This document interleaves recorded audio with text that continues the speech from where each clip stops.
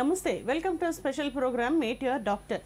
ఈరోజు ఈ కార్యక్రమంలో వెరికోస్ వెయిన్స్ అంటే ఏంటి, ఎందుకు ఏర్పడతాయి, అలాగే వాటి వల్ల ఏర్పడే ఇతర ఆరోగ్య సమస్యలు ఏంటి, హోమియోలో ఎటువంటి పరిష్కారాలు ఉన్నాయి అనే విషయాలను ఈరోజు చర్చిద్దాం.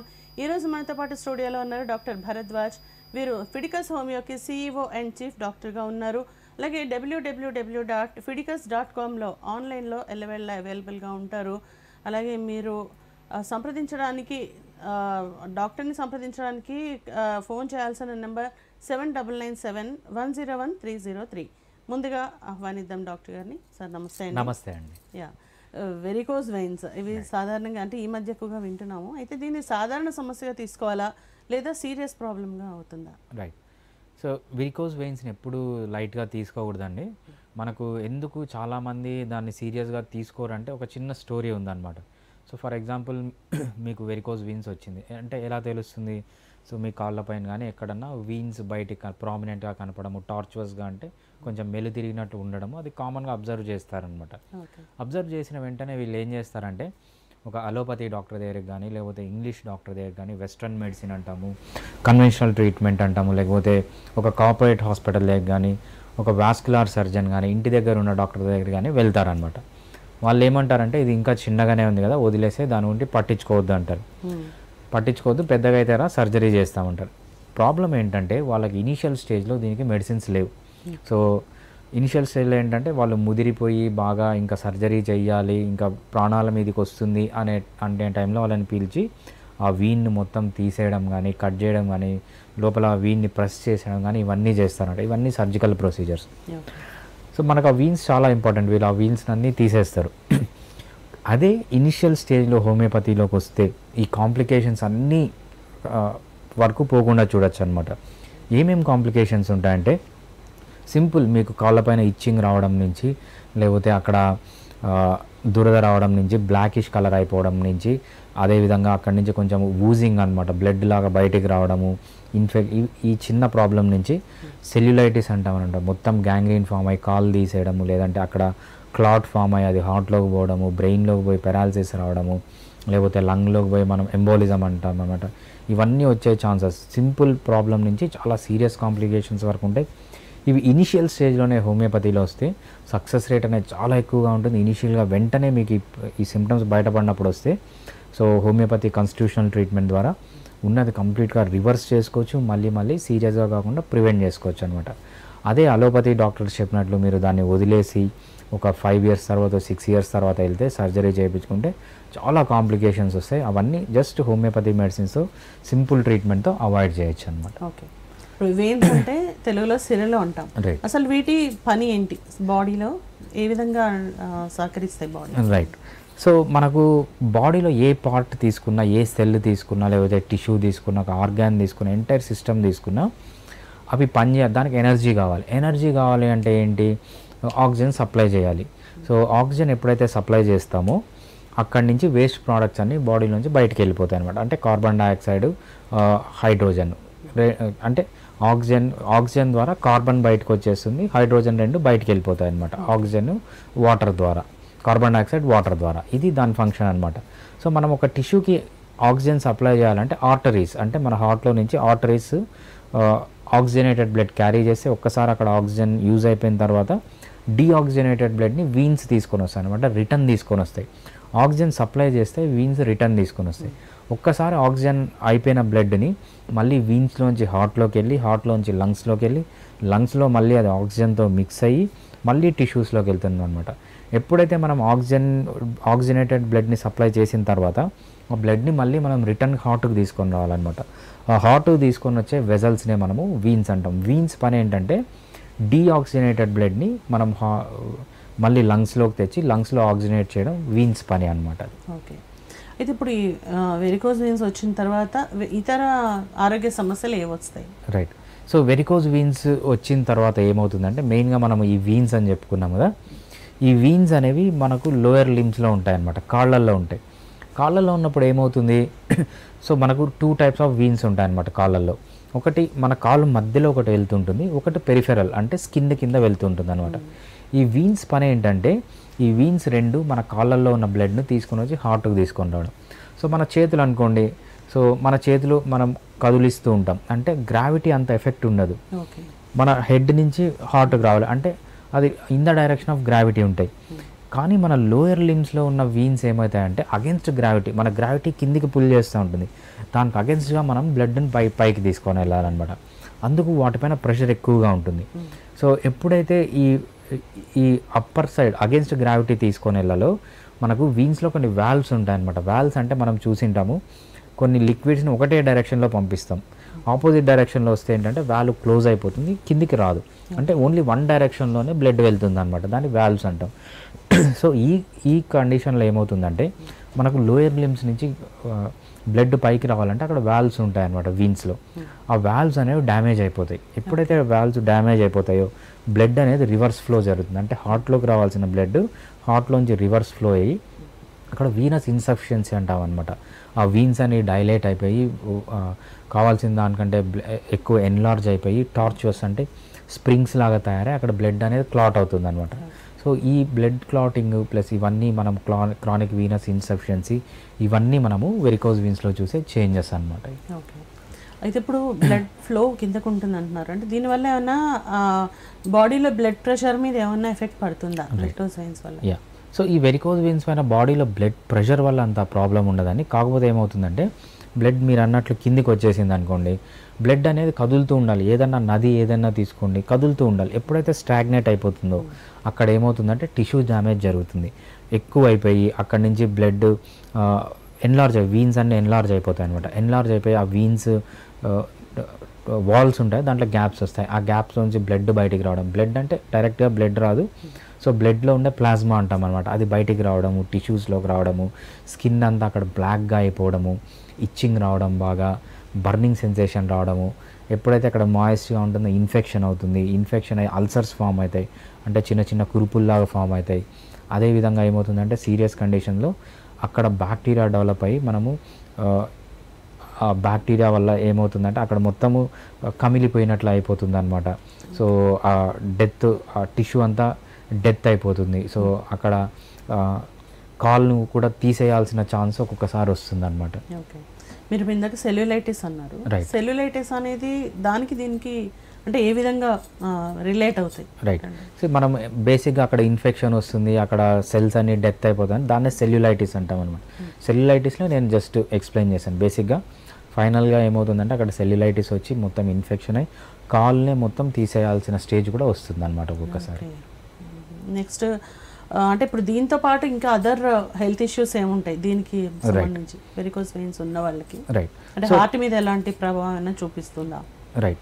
సో యా, వెరికోజ్ వీన్స్ వచ్చిన వాళ్ళకు ప్రాబ్లం ఏమవుతుందంటే సీరియస్ కాంప్లికేషన్స్లో వెరికోజ్ వీన్స్లో బ్లడ్ క్లాట్ అయిపోతుంది. బ్లడ్ క్లాట్ అయినప్పుడు ఈ బ్లడ్ క్లాట్ ఒక దగ్గరే ఉండదు, అది డిస్లాడ్జ్ అవుతుంది, అక్కడి నుంచి వేరే పార్ట్లోకి వెళ్ళచ్చు.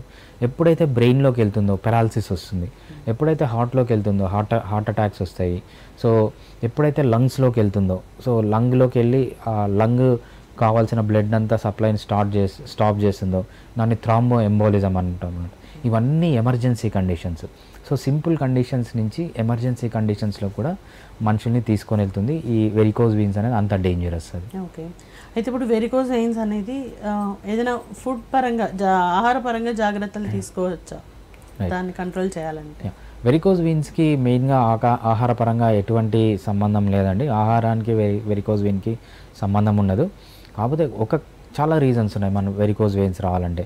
వెరికోజ్ వెయిన్స్ రావడానికి ఫస్ట్ రీజన్ ఏంటంటే జెనెటిక్ కాజ్, అంటే ఫ్యామిలీలో ఎవరికన్నా ఉంటే మీకు కూడా వచ్చే ఛాన్స్ చాలా ఎక్కువగా ఉంటుంది.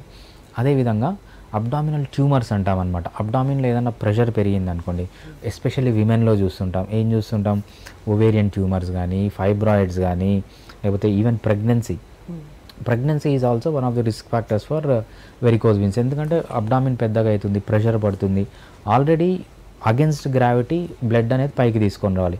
మీరు అబ్డామిన్లో ప్రెషర్ పెట్టారంటే ఇంకా ఎక్కువ అయిపోతుంది, అంటే ఒక పైపుని గట్టిగా ఇట్లా పట్టుకున్నారనుకోండి దాంట్లోంచి బ్లడ్ రావడం కష్టమవుతుంది.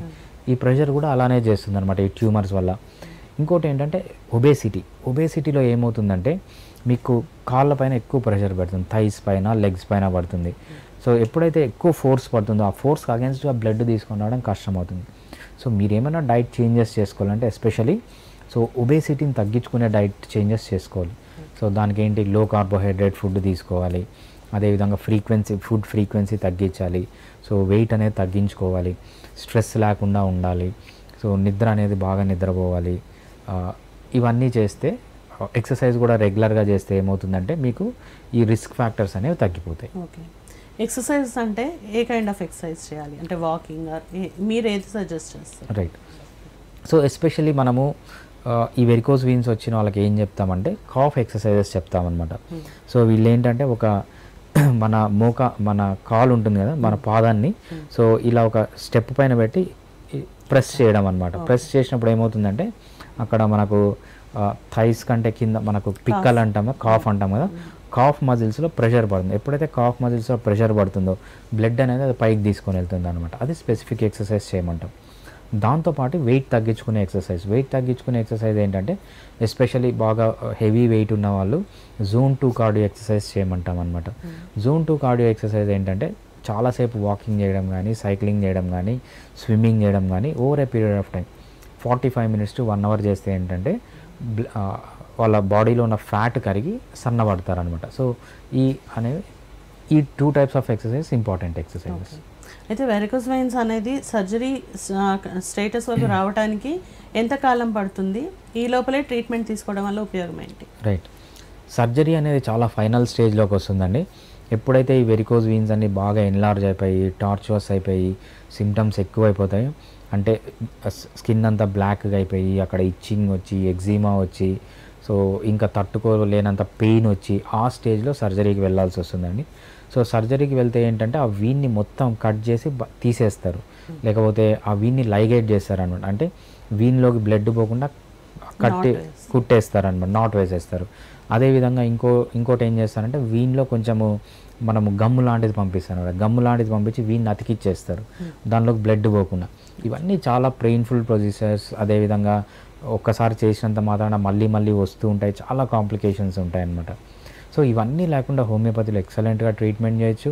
సో ఈవెన్ ఇనిషియల్ స్టేజ్లోనే కాకుండా ఫైనల్ స్టేజ్లో, ఈ స్టేజ్లో కూడా మనము సర్జరీ వరకు పోకుండా కంప్లీట్గా క్యూర్ చేయలేకపోవచ్చు, బట్ డెఫినెట్లీ ఏవైతే పెయిన్ ఉందో, ఏవైతే ఇచ్చింగ్ ఉందో, ఏదైతే సెల్యులైటిస్ ఫామ్ అవుతుందో ఇవన్నీ హోమియోపతిలో చాలా ఎక్సలెంట్గా కంట్రోల్ చేయొచ్చు వితౌట్ సైడ్ ఎఫెక్ట్స్. ఓకే. అసలు ముందు డాక్టర్ దగ్గరికి వెళ్ళాలి అనుకున్నప్పుడు ఏ సిమ్టమ్స్, ఏ లక్షణాలు మొదలవ్వగానే వెళ్ళాలి డాక్టర్ దగ్గరికి? రైట్. ఇనిషియల్గా ఏం సిమ్టమ్స్ ఉంటాయండి? ఫస్ట్ నార్మల్గా ఫెయిర్ ఉన్నారనుకోండి, వాళ్ళల్లో నార్మల్గా కొంచెం వీన్స్ కనిపించడం అనేది నార్మల్. బాగా ఫెయిర్ ఉన్న వాళ్ళల్లో ఏమవుతుందంటే కొంచెం ఆ వీన్స్ ఎన్లార్జ్ అయినట్లు, కొంచెం టార్చువస్ అంటే స్ప్రింగ్ లాగా తయారైనట్లు.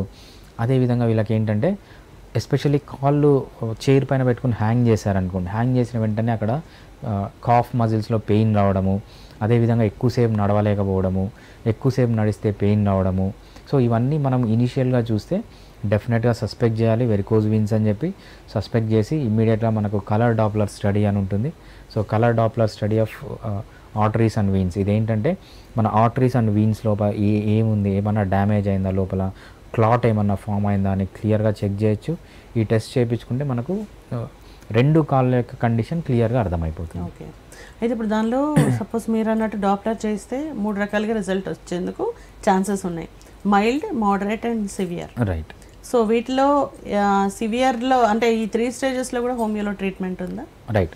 సో మైల్డ్, మోడరేట్, సివియర్లో ఇనిషియల్ స్టేజ్లో అనుకోండి, సో ఇనిషియల్ స్టేజ్లో కంప్లీట్గా రివర్స్ చేయొచ్చు. ఏదైతే డ్యామేజ్ జరిగిందో అంటే టార్చువస్ అయిపోయిందో కంప్లీట్గా రివర్స్ చేసి మళ్ళీ రాకుండా ప్రివెంట్ కూడా చేయొచ్చు అనమాట. వాళ్ళ కాన్స్టిట్యూషనల్ ట్రీట్మెంట్ ద్వారా ప్రివెంట్ చేయొచ్చు. అది ఇనిషియల్ స్టేజ్లో.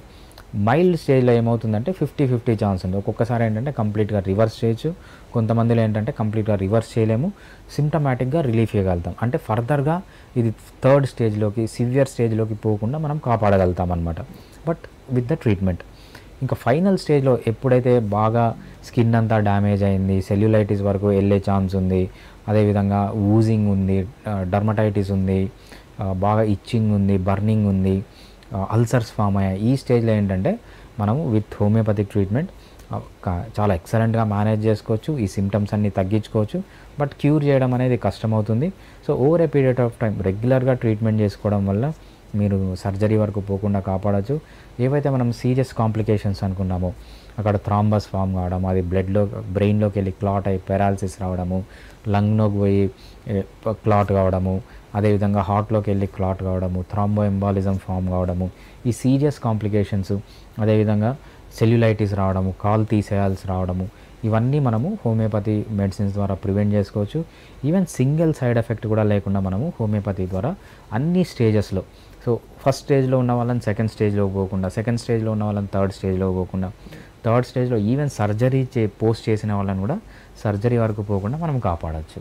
ఓకే, అయితే ఇప్పుడు వెయిన్స్, కాలి వెయిన్కి సంబంధించి సపోజ్ హార్ట్ పేషెంట్స్కి ఓపెన్ హార్ట్ సర్జరీ చేసినప్పుడు ఈ వెయిన్స్ని అక్కడ వేస్తారు కదా, అంటే వాళ్ళు డ్యామేజ్ అయినప్పుడు, సో దానికి యూజ్ చేస్తారు.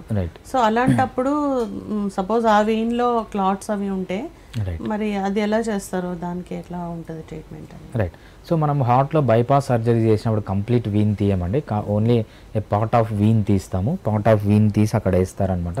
సో బైపాస్ సర్జరీ చాలా సేఫ్ అది. సో విరికోజ్ వీన్స్ ఉన్న వాళ్ళు కూడా బైపాస్ సర్జరీ చేసుకోవచ్చు, అదేం ప్రాబ్లం కాదు. ఎందుకంటే మనం చాలా small part of the vein cut చేసి అక్కడ వేస్తాం అనమాట, అది పెద్ద ప్రాబ్లం ఉండదు. ఓకే, అయితే ఇప్పుడు వేరైతే సైడ్ కూడా చిన్న చిన్న వెయిన్స్ ఉంటాయి, రైట్. సో వాటిలో కనుక ఈ వేరికోజ్ వెయిన్స్ అనేవి మెయిన్ వెయిన్లో కాకుండా సైడ్కి ఉన్న వాటిలో వస్తే కనుక దాన్ని ఏ విధంగా చూస్తారు? రైట్, సో మనకు వెయిన్స్ మనం తీసుకున్నప్పుడు మనం కాలు మొత్తం తీసుకుంటే కాలు మధ్యలో వీన్స్ ఉంటాయన్నమాట. సో దాన్ని సెంట్రల్ వీన్స్ అంటాము, డీప్ వీన్స్ అంటాం అన్నమాట. కాలు మధ్యలో కాకుండా జస్ట్ స్కిన్ కింద ఉంటాయి, దాన్ని పెరిఫెరల్ వీన్స్, సబ్క్యూటేనియస్ వీన్స్ అంటాం అనమాట. సో మనం కాలు లోపల తీసుకున్నప్పుడు ఏమవుతుందంటే మెయిన్గా 2 వీన్స్ ఉంటాయి మనకు పెరిఫెరల్ వీన్స్. ఏంటంటే గ్రేట్ సెఫనస్ వీన్ అంటాము, షార్ట్ సెఫనస్ వీన్ అంటాము. గ్రేట్ సెఫనస్ వీన్ అనేది మన యాంకిల్ దగ్గర స్టార్ట్ అయ్యి మన తొడలకు మీడియల్ సైడ్లో వచ్చి మన ఇంగ్వైనల్ రీజన్, మన గజ్జల రీజన్లో అది ఎంటర్ అవుతుంది అనమాట. అదే షార్ట్ సెఫనస్ వీన్ అనేది మన యాంకిల్ దగ్గర నుంచి వచ్చి మన మోకాలు ఉంటుంది కదా, మోకాలు వెనకలికి అది ఇన్సర్ట్ అవుతుంది. సో ఈ short saphenous vein, long great saphenous vein ఏం చేస్తాయంటే బ్లడ్ని డీప్ సెఫనస్ వీన్లో పంపిస్తాయి. ఈ డీప్ సెఫనస్ వీన్లోకి పంపించే ఏంటంటే దానిని పర్ఫోరేటింగ్ వీన్స్ అంటాం అనమాట. ఎప్పుడైతే ఈ పర్ఫోరేటింగ్ వీన్స్లో డ్యామేజ్ అవుతుందో, సో ఈ గ్రేట్ సెఫనస్ వీన్లోంచి షార్ట్ సెఫనస్ వీన్లోంచి బ్లడ్ అనేది లోపలికి పోదన్నమాట. లోపలికి పోకుండా ఈ గ్రేట్ సెఫనస్ వీన్, షార్ట్ సెఫనస్ వీన్లే మనకు ఎన్లార్జ్ అయిపోతాయి. సో ఇవంతా ఒక నెట్వర్క్ అనమాట. బయట ఉన్న వీనస్ బ్లడ్ మొత్తం మన సెంట్రల్కి వెళ్ళాలి, సెంట్రల్ నుంచి పైకి వెళ్ళాలి. సో దీంట్లో మల్టిపుల్ మనం ఏం చెప్పుకున్నాం, షార్ట్ సెఫనస్ వీన్ కానీ, గ్రేట్ సెఫనస్ వీన్ కానీ, యాంటీరియర్ టిబియల్ వీన్ కానీ, పోస్టీరియర్ టిబియల్ వీన్, ఇవన్నీ డీప్ వీన్స్ అనమాట. సో దీంట్లో ఎక్కడ డ్యామేజ్ ఉన్నా, సో మనకు బయటకి ఎక్స్ప్రెస్ అయ్యేది మాత్రం వెరికోజ్ వీన్స్ లాగా ఎక్స్ప్రెస్ అవుతుంది. సో మనకు పర్ఫోరేటింగ్ వీన్స్లో డ్యామేజ్ ఉన్నా, అంటే వాల్స్, లేకపోతే మనకు సెఫెనోపప్లేటల్ ఫోసా అంటాం అనమాట, వాల్వ్ అంటాం అనమాట. ఆ వాల్వ్ డ్యామేజ్ అయినా, ఏ వాల్వ్ డ్యామేజ్ అయినా మనకు ఎక్స్ప్రెస్ అయ్యేది మాత్రం టార్చువస్ వీన్స్, ఎన్లార్జ్డ్ వీన్స్, దీంట్లోనే ఎక్స్ప్రెస్ అవుతుంది. ఓకే, సో అటువంటిప్పుడు అంటే అది దానివల్ల కూడా ఏమైనా సివియర్ ప్రాబ్లం అయ్యేందుకు అవకాశం ఉందా? రైట్, సో ఏది చేసినా మనకు పెరిఫెరల్ వీనస్ సఫిషియన్సీ అంటాము, ఇన్సఫిషియన్సీ అంటాం అనమాట. పెరిఫెరల్ వీనస్ ఇన్సఫిషియన్సీ ఏంటంటే కావాల్సినంత బ్లడ్ హార్ట్కి వెళ్ళట్లేదు, ఇక్కడే స్టాగ్నేట్ అయిపోయింది. ఎప్పుడైతే బ్లడ్ హార్ట్లోకి పోకుండా స్టాగ్నేట్ అయిపోతుందో, మనం ఏదన్నా తీసుకోండి, మన రివర్ పారుతా అన్నంత వరకు ఎటువంటి ప్రాబ్లం ఉండదు. ఎప్పుడైతే రివర్ పారకుండా అక్కడే ఆగిపోతుందో అప్పుడే అక్కడ బ్యాక్టీరియా పెరగడము, లేకపోతే డ్యామేజ్ కావడము. ఇక్కడ బ్లడ్లో ఏమవుతుందంటే బ్లడ్ స్టాగ్నేట్గా ఉండిపోవడం వల్ల అక్కడ బ్లడ్ క్లాట్ అవుతుంది అనమాట, అంటే థ్రాంబస్ ఫామ్ అవుతుంది. బ్లడ్ క్లాట్నే మనం థ్రాంబస్ అంటాం. ఈ థ్రాంబస్ ఇనీషియల్గా మనకు లెగ్స్లోనే ఉంటుంది. ఒక్కొక్కసారి ఏమవుతుందంటే థ్రాంబస్ డిస్లార్జ్ అవుతుంది, అంటే అక్కడి నుంచి జరిగి బ్లడ్లోకి ఎంటర్ అవుతుంది. బ్లడ్లోకి ఎంటర్ అయినప్పుడు ఆ బ్లడ్కి ఎక్కడ వెళ్తుంది, హార్ట్లోకి వెళ్తుంది. హార్ట్లోకి వెళ్ళి హార్ట్ వెజల్స్లోకి వెళ్ళింది అనుకోండి, హార్ట్ బ్లాక్ అవుతుంది. అదేవిధంగా బ్రెయిన్లోకి వెళ్ళింది అనుకోండి, పెరాలసిస్ అనేది వస్తుంది. అదేవిధంగా లంగ్లోకి వెళ్ళింది అనుకోండి, థ్రాంబో ఎంబాలిజం అంటాం అనమాట. అంటే ఇవన్నీ చాలా సీరియస్ కండిషన్. సో ఎప్పుడైతే ఈ పెరిఫెరల్ వీనస్ ఇన్సఫిషియన్సీ ఉంటుందో అక్కడ క్లాట్ అయ్యి ఇవన్నీ చాలా సీరియస్ కాంప్లికేషన్స్లోకి వెళ్ళే ఛాన్స్ కూడా ఉంటుంది. ఓకే, దీనికి సంబంధించిందే డీవీటీ అంటారు కదా, డీప్ వెయిన్ థ్రాంబోసిస్. రైట్, దీని గురించి కొంచెం చెప్పండి. Right, so deep vein thrombosis అంటే ఇదే అండి, సేమ్. సో మనకు బ్లడ్ క్లాట్ కావడము, ఎక్కువ స్టాగ్నేట్ అయిపోతుంది. ఎప్పుడైతే బ్లడ్ స్టాగ్నేట్ అయిపోతుందో అక్కడ ఏంటంటే కొన్ని కెమికల్ రియాక్షన్స్ జరుగుతాయి. కొన్ని కెమికల్ రియాక్షన్స్ జరిగినప్పుడు ఏమవుతుందంటే అక్కడ క్లాట్ లాగా ఫామ్ అవుతుంది. ఈ క్లాట్నే మనము ఎప్పుడైతే మనం superficial veins, great saphenous vein, short saphenous vein కాకుండా పర్ఫరేటింగ్ వీన్స్ కాకుండా లోపల సెంట్రల్ కాలు మధ్యలో వీన్స్ ఉన్నాయనుకోండి, సో డీప్ వీన్స్ అంటాం కదా, అక్కడ కన్నా బ్లడ్ క్లాట్ అయితే దాన్ని డీవీటీ అంటాం. ఇది కూడా చాలా సీరియస్ కండిషన్. ఎప్పుడైతే ఇక్కడ నుంచి డిస్లాడ్జ్ అవుతుందో క్లాట్ అనేది బ్రెయిన్లోకి వెళ్ళి పెరాలసిస్ రావచ్చు, లంగ్స్లోకి వెళ్ళి థ్రాంబో ఎంబాలిజం రావచ్చు, హార్ట్లోకి వెళ్ళి హార్ట్ అటాక్స్ కూడా రావచ్చు. అంటే హార్ట్ మజిల్ని కూడా చంపేయచ్చు అనమాట. సో ఇవన్నీ మల్టిపుల్ ప్రాబ్లమ్స్, ఒకదానికొకటి క్యాస్కేడ్ లాగా అనమాట. ఒకటి నెగ్లెక్ట్ చేస్తే ఇంకో దాంట్లోకి వెళ్తుంది, ఇంకో నెగ్లెక్ట్ చేస్తే ఇంకో దాంట్లోకి వెళ్తుంది. అందుకే ఇమ్మీడియట్గా ఎటువంటి సిమ్టమ్స్ ఉన్నా వెంటనే మా దగ్గరికి వచ్చి హోమియోపతి ట్రీట్మెంట్ తీసుకుంటే ఫర్దర్గా డిసీజ్ ప్రోగ్రెస్ కాకుండా చాలా ఎక్సలెంట్గా హ్యాండిల్ చేసుకోవచ్చు. ఓకే, ఇది ఇప్పుడు హోమియోలో ఎలాంటి ట్రీట్మెంట్స్ ఇస్తున్నారు మీరు దీనికి సంబంధించి, అది వివరంగా చెప్పండి. రైట్, హోమియోపతిలో చాలా మంచి ట్రీట్మెంట్ ఉంటుందండి. మనం స్టేజ్ని బట్టి ఇనీషియల్ స్టేజ్లో మనకి ఇచ్చే ట్రీట్మెంట్ ఎలా ఉంటుందంటే కాన్స్టిట్యూషనల్ ట్రీట్మెంట్ అంటాం అనమాట. ఎప్పుడైతే ఈ కాన్స్టిట్యూషనల్ ట్రీట్మెంట్ ఇస్తామో సో ఇది నెక్స్ట్ స్టేజ్కి వెళ్ళకుండా కాపాడచ్చు. అదేవిధంగా ఉన్న ప్రాబ్లమ్ని కంప్లీట్గా రివర్స్ చేయడమే, అంటే క్యూర్ చేయడమే కాకుండా మళ్ళీ రాకుండా దీన్ని ప్రివెంట్ చేయొచ్చు. ఈ ప్రివెన్షన్ కానీ క్యూర్ కానీ ఏదన్నా కూడా ఈవెన్ సింగిల్ సైడ్ ఎఫెక్ట్ లేకుండా మనం చేయొచ్చు అనమాట. ఇది ఫస్ట్ స్టేజ్లో. సెకండ్ స్టేజ్లో ఏమవుతుందంటే మనకు కొంచెం సిమ్టమ్స్ వస్తాయి. సో ఇచ్చింగ్ రావడం కానీ, పెయిన్ రావడం కానీ ఇవన్నీ వస్తాయి. ఇవన్నీ వచ్చినప్పుడు ఏంటంటే సో మనము హోమియోపతి మందులతో మెయింటైన్ చేసుకుంటూ రావచ్చు. కంప్లీట్గా క్యూర్ చేయడం అనేది కష్టమవుతుంది. కాకపోతే నెక్స్ట్ స్టేజ్, థర్డ్ స్టేజ్లోకి వెళ్ళి చాలా సీరియస్ కాంప్లికేషన్స్ లేకుండా మనము మెయింటైన్ చేసుకోవచ్చు హోమియోపతిలో.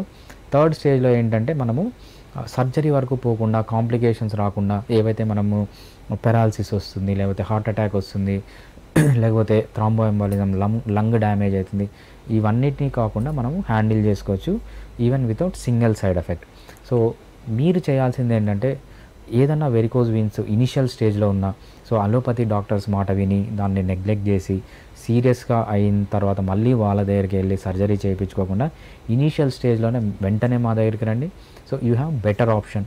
ఈవెన్ ఒక్క సైడ్ ఎఫెక్ట్ కూడా లేకుండా మనం హోమియోపతిలో ట్రీట్మెంట్ చేయొచ్చు. ఓకే, అయితే ఈ మధ్య లేటెస్ట్గా వింటున్నాం, లేటెస్ట్ అంటే ఒక 5-6 ఏళ్ళ నుంచి అయ్యి ఉండొచ్చు, అయితే లేజర్ ట్రీట్మెంట్స్ ఇస్తున్నారు. సో ఇది ఎంతవరకు ఉపయోగం, లేదా దానివల్ల కూడా ఏమైనా సైడ్ ఎఫెక్ట్స్ కానీ ఏమైనా చెడు జరిగే అవకాశం ఉంది? రైట్, దీన్ని లేజర్ అవలేషన్ అంటానండి. ఏం చేస్తామంటే లేజర్తో ఇదంతా కట్ చేస్తారు, వీన్స్ అన్నీ తీస్తారు. సో బేసిక్గా ఏమవుతుందంటే మనకు ఇందాక చెప్పినట్టు great saphenous vein, short saphenous Wien అని ఉంటాయి. ఇవి చాలా పొడవుగా ఉన్న వీన్స్ అనమాట. మన కాలు కింది నుంచి పైన వరకు వస్తాయి అనమాట. ఇంకోటి మన మోకాలు వరకు వస్తుంది. సో ఎక్కువగా మనం చేసేది ఏంటంటే ఇక్కడే చూస్తాం, ఈ వీన్సే ఎన్లార్జ్ అయిపోయి, అదేవిధంగా ఇక్కడ టార్చువస్ అయిపోయి, ఎంగార్జ్ అంటారనమాట, ఉన్న సైజ్ కంటే ఎక్కువ అయిపోయి వీళ్ళు ఏం చేస్తారంటే లేజర్ పెట్టి కట్ చేసి దాన్ని మొత్తం తీసేస్తారనమాట. తీసినప్పుడు ఏమవుతుంది, అక్కడ బ్లడ్ ఉంటుంది. బ్లడ్ ఉండడం వల్ల ఏమవుతుంది, అది ఇంకొక రూట్ వేసుకొని మళ్ళీ డీప్ వీన్స్లోకి వెళ్తుంది అనమాట. సో దీనివల్ల చాలా సైడ్ ఎఫెక్ట్స్ ఉంటాయి. సో మళ్ళీ వేరే అసలు బేసిక్ ప్రాబ్లం ఏంటి, ఏవైతే వాల్వ్స్ ఉన్నాయో ఆ వాల్వ్స్ దెబ్బతిన్నాయి. ఆ వాల్వ్స్ని కరెక్ట్ చేయకుండా మీరు ఆల్రెడీ ఆ వాల్వ్స్ వల్ల వచ్చిన సిమ్టమ్స్ని తీసుకుంటుంటే మళ్ళీ వస్తూనే ఉంటాయి. సో ఈరోజు గ్రేట్ సెఫనస్ వీన్, షార్ట్ సెఫనస్ వీన్కి వచ్చింది, నెక్స్ట్ వేరే వీన్స్ కూడా ఇదే ప్రాబ్లం ఉంటుందన్నమాట. అవి కూడా ఎన్లార్జ్ అయిపోవడం, దానివల్ల మళ్ళీ కాంప్లికేషన్స్ రావడం. సో ఎక్కువ ఓల్డ్ ఏజ్ పీపుల్లో చూస్తుంటాం అనమాట ఈ కాంప్లికేషన్స్. ఇవన్నీ డెవలప్ కావడానికి టైం పడుతుంది, అంతలోపల ఏజ్ అవుతుంది. ఓల్డ్ ఏజ్లో ఇంకా ఎక్కువ సీరియస్ ప్రాబ్లమ్స్ అనేవి మనం చూస్తుంటాం దీనివల్ల. ఓకే, సో అన్ని హోమియో సెంటర్స్ ఉన్నాయి. రైట్, సో ఫిడికస్ది స్పెషాలిటీ ఏంటంటారు? రైట్, ఫిడికస్ హోమియోపతి స్పెషాలిటీ ఏంటంటే మెయిన్గా మనము 3 కోర్ వాల్యూస్ పాటిస్తామండి. ఫస్ట్ కోర్ వాల్యూ వచ్చి మనది పర్సనల్ కేర్ ఉంటుంది. ఏ పేషెంట్ వచ్చినా కూడా మనం పర్సనల్ కేర్ తీసుకుంటాం. పర్సనల్ కేర్ అంటే ఏంటంటే మీరు మా దగ్గరికి ట్రీట్మెంట్కి వచ్చారు, మీరు మళ్ళీ ఒకటే ప్రాబ్లమ్ని ఎక్స్ప్లెయిన్ చేయాల్సిన అవసరం లేదు. వేరే దగ్గరికి వెళ్తే ఎలా ఉంటుందంటే ఫస్ట్ ఒక డాక్టర్ ఉంటారు, మీరు చూపించుకుంటారు, మళ్ళీ కొన్ని రోజుల తర్వాత ఆ డాక్టర్ వెళ్ళిపోతారు, మళ్ళీ ఇంకో డాక్టర్ దగ్గరికి మీరు మళ్ళీ ఫస్ట్ నుంచి ఎక్స్ప్లెయిన్ చేయాల్సి వస్తుంది. ఆయన కూడా ట్రీట్మెంట్ ఫస్ట్ నుంచి స్టార్ట్ చేస్తారు. సో ఇవన్నీ ఈ కన్ఫ్యూజన్ అంతా లేకుండా మన ఫిడికస్ హోమియోపతిలో పర్సనల్ కేర్ ఉంటుంది. మన డాక్టర్స్ ఎప్పుడు ఆల్మోస్ట్ అందరు పర్మనెంట్గా ఉంటారు. ఒకటే డాక్టర్ దగ్గరికి మీరు రిపీటెడ్గా వెళ్తూ ఉంటారు కాబట్టి మీ కేసు అంతా డాక్టర్కి తెలుస్తుంది. సో అంత పర్సనల్ కేర్ మనం తీసుకుంటాం అనమాట. Next transparent treatment. Transparent treatment అంటే ఏంటంటే ఏదో మీరు మా దగ్గర కంపల్సరీ ట్రీట్మెంట్ తీసుకోవాలని చెప్పి ఫాల్స్ ప్రామిసెస్ ఇవ్వడము, అంటే తగ్గకుండా తగ్గుతుందని చెప్పడము, లేకపోతే ఇంతకంటే మంచి ట్రీట్మెంట్ అలోపతిలో ఉంటే ఆ ట్రీట్మెంట్ కంటే హోమియోపతి బెటర్ అని చెప్పడము. సో ఇవన్నీ ఉండవండి, చాలా ట్రాన్స్పరెంట్గా ఉంటుంది. సో మీరు ట్రీట్మెంట్ తీసుకున్నా తీసుకోకున్నా ఏంటంటే నిజం ఏముందో అది చెప్తామన్నమాట మీకు. సో డెసిషన్ అనేది మీ చేతిలో వదిలేస్తాం, మేము డెసిషన్ తీసుకోమన్నమాట. మేము ఓన్లీ అడ్వైజ్ చేస్తాం మీకు బెస్ట్ ట్రీట్మెంట్ ఫర్ పర్టికులర్ డిసీజ్కి. మీకు హోమియోపతిలో అంటే వేరే ట్రీట్మెంట్లో అడ్వాంటేజ్ ఉందనుకోండి, మేము ఆ ఆప్షన్స్ కూడా ఇస్తామన్నమాట మీకు. సో అంత ట్రాన్స్పరెంట్గా ట్రీట్మెంట్ చేస్తాం. థర్డ్ వన్ వచ్చి హయ్యెస్ట్ సక్సెస్. వేరే ఏ హోమియోపతి కాంపిటీటర్తో పోల్చుకున్నా, వేరే ఏ హోమియోపతి కార్పొరేట్ హాస్పిటల్తో కానీ చిన్న హాస్పిటల్స్తో పోల్చుకున్నా మన దగ్గర సక్సెస్ రేట్ చాలా ఎక్కువగా ఉంటుంది. సక్సెస్ రేట్ ఎక్కువగా ఉండడానికి 2 రీజన్స్ ఉన్నాయన్నమాట. ఒకటి, మనం మందుల్లో కాంప్రమైజ్ కాం. సో మనకు హోమియోపతిలో ఎలా ఉంటుందంటే చీప్ క్వాలిటీ మెడిసిన్ నుంచి మనకు హై క్వాలిటీ మెడిసిన్ వరకు ఉంటుందన్నమాట. చీప్ క్వాలిటీ మెడిసిన్కి హై క్వాలిటీ మెడిసిన్కి ప్రైస్లో చాలా డిఫరెన్స్ ఉంటుంది. సో ఇది 1 రూపీకి వస్తే అది 100 రూపీస్కి వస్తుంది అనమాట. సేమ్ క్వాంటిటీ సేమ్ మెడిసిన్, అంత డిఫరెంట్ ఉంటుంది. సో మనం వాడే మెడిసిన్స్ హై క్వాలిటీ మెడిసిన్స్ వాడతాం, మోస్ట్లీ ఇంపోర్టెడ్ మెడిసిన్స్ వాడతాం. హోమియోపతిక్ ఫీల్డ్లో ఏవైతే టాప్ క్వాలిటీ మెడిసిన్స్ ఉన్నాయో అది మాత్రం వాడతామన్నమాట. అదేవిధంగా మన దగ్గర ఉన్న డాక్టర్స్ కానీ హైలీ క్వాలిఫైడ్, వాళ్ళ నాలెడ్జ్ కానీ, వాళ్ళ ప్రొఫిషియన్సీ కానీ, వాళ్ళ ఎక్స్పీరియన్స్ కానీ, వాళ్ళ ప్యాషన్ కానీ చాలా ఎక్కువ ఉంటుంది. అటువంటి డాక్టర్స్నే మనం తీసుకుంటాము.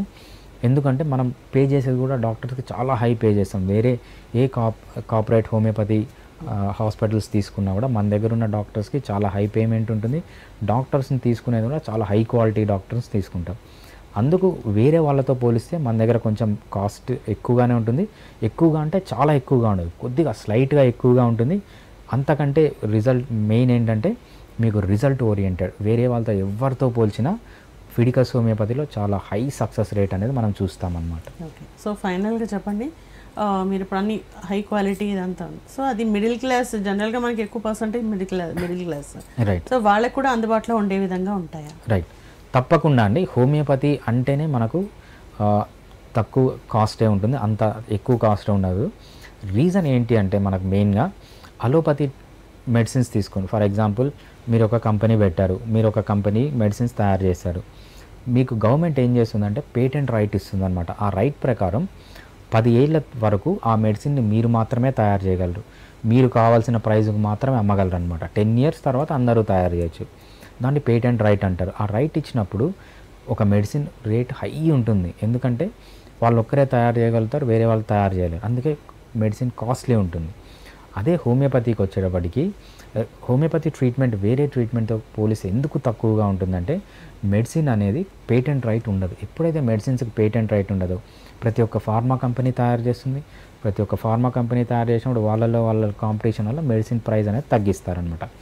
సో అందుకు వాళ్ళకి ట్రీట్మెంట్ ఈజీగా ఉంటుంది, కాస్ట్ తక్కువగా ఉంటుంది.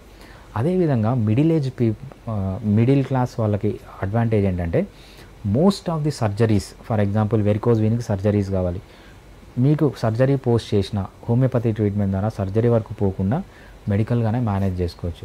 సర్జరీ అనేది చాలా కాస్ట్లీ అయిపోతుంది. మీకు సర్జరీలో మేబీ 1/4 ఆఫ్ ది అమౌంట్ కాస్ట్తోనే మనం హోమియోపతిలో ట్రీట్మెంట్ చేసుకోవచ్చు. అదేవిధంగా వెరికోజ్ వీన్స్ ఒక్కటే కాదు, ట్రాన్సిల్స్ కానీ, ఫైబ్రాయిడ్స్ కానీ, లేకపోతే ఫీమేల్కి సంబంధించిన ప్రాబ్లమ్స్ కానీ, కిడ్నీ స్టోన్స్ కానీ, గాల్ బ్లాడర్ స్టోన్స్ కానీ, ఏ సర్జికల్ ప్రాబ్లం అన్నా తీసుకోండి, మోస్ట్లీ హోమియోపతిలో ఈవెన్ మోకాళ్ళ నొప్పులు, చాలామంది మోకాళ్ళ నొప్పులు సర్జరీకి పోస్ట్ చేసిన వాళ్ళు కూడా మా దగ్గర వచ్చి ట్రీట్మెంట్ తీసుకుంటారు, సర్జరీ కాస్ట్లీ అని చెప్పి.